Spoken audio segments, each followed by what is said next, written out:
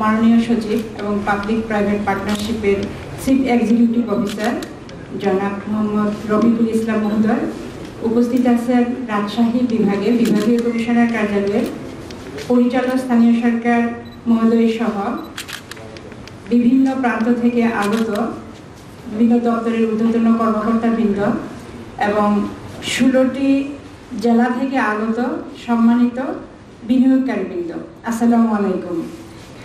এবার আমি বিনীতভাবে অনুরোধ জানাচ্ছি বগুড়া জেলার সম্মানিত পুলিশ সুপার জনাব জেদান আল মুসাস্তারকে জেলার আইন শৃঙ্খলা পরিস্থিতি সম্পর্কিত বক্তব্য প্রদানের জন্য।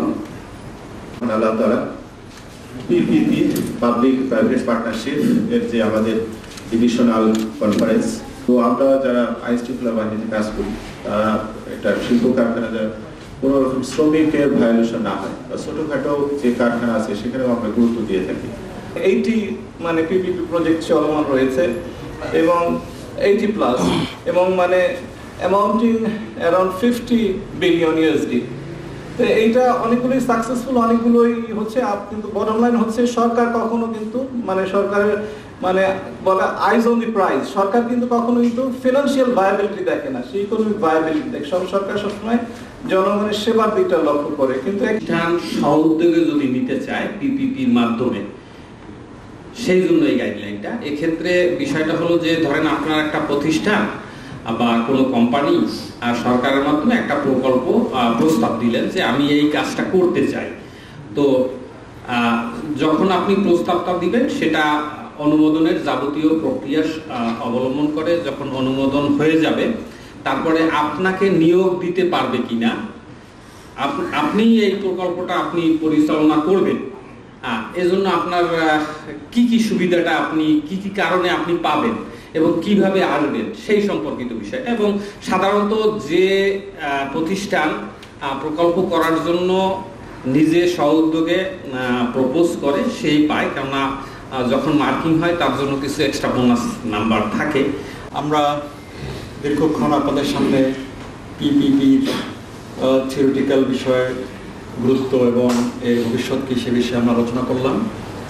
এর অপারেশনাল বিষয়গুলো অর্থাৎ কীভাবে আপনারা আগাবেন সেই বিষয়গুলো আলোচনা করার জন্য আমাদের বিশেষজ্ঞ রয়েছেন এবং রাজশাহী ডিভিশনের একটি সফল পিপিপি প্রকল্প, রাজশাহী টেক্সটাইল মিল পিপিপি প্রকল্প, সে বিষয়ের উপর একটি ছোট উপস্থাপনা থাকবে।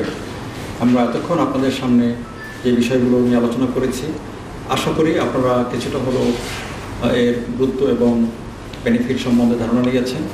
আমি আপনাদেরকে উদাত্ত আহ্বান করব প্রথমে পাবলিক সেক্টর অফিসিয়ালদের প্রতি, আপনারা যারা প্রচুর জমাজমির মালিক, শত শত হাজার হাজার একর সম্পত্তি আপনাদের দায়িত্বে রয়েছে, আপনাদের কাছে অনুরোধ করব প্লিজ দেশের স্বার্থে জনগণের স্বার্থে এই জমিগুলোকে আর আইডেল ফেলে না রেখে আপনারা পিপিপি প্রকল্পে কোন বিষয়ে কোন এরিয়াতে প্রজেক্ট নিলে আপনার সংস্থার জন্য দেশের জন্য লাভবান হয় সেটা চিন্তা করতে থাকুন এবং এগিয়ে আসুন। এবং যারা প্রাইভেট সেক্টরের যারা ইনভেস্টর রয়েছেন আপনাদেরকে অনুরোধ করব আপনারাও পিপিপি প্রকল্প গ্রহণের জন্য এগিয়ে আসুন। কিছু হর্ডেল থাকা এবং সেখানে এশিয়ার অন্যান্য দেশের সাথে কম্পেয়ার করে দেখা গেছে যে পুরো এশিয়াতে যে পরিমাণ ইনভেস্টমেন্ট দরকার তার পরিমাণ ছিল 26 ট্রিলিয়ন, যেখানে প্রতি বছরে মাত্র $800 বিলিয়ন আসতো এবং গ্যাপ থেকে যেত $820 বিলিয়ন মতো।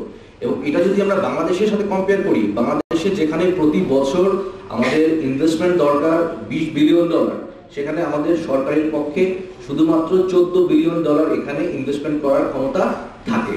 আমার এই মিলগুলো 16টা মিল, 16টা প্রজেক্ট অ্যাকচুয়ালি সিসিএ থেকে অ্যাপ্রুভ নীতিগত অনুমোদিত হয়ে আছে। এর মধ্যে বেশ কিছু হ্যান্ডওভার, কিছু রেডি ফর টেন্ডার, কিছু অ্যাবাউট টু টেন্ডার, বাকিগুলো প্রসেসিং চলছে, আন্ডার কুকিং।